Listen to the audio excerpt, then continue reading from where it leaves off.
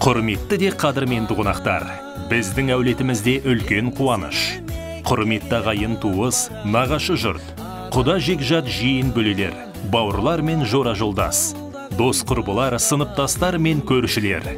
Біз сіздерді әкеміз Әділбектің 65 жасы мен анамыз Тамараның 60 жастық мерейтойына арналған ақ дастарханымыздың қадірлі қонағы болуға шақырамыз. Той 2022 жылдың мамыр айының 15 күні сағат 17:00-де басталады.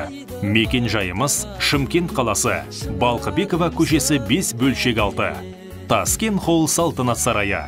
Той иелері ұлдары Марат пен Мақсат. Сіздерді асыға күтеміз.